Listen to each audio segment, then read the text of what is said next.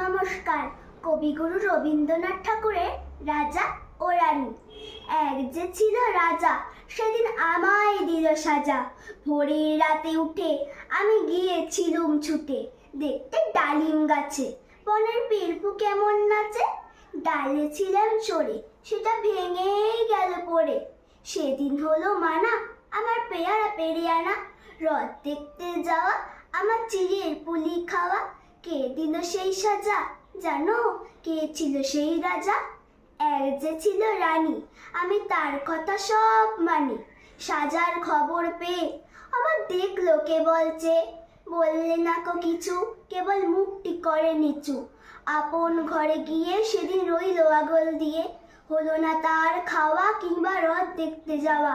নিল আমায় কোলে সাজার সময় সারা হলে, গলা ভাঙা ভাঙা, তার চোখ দুখানি রাঙা।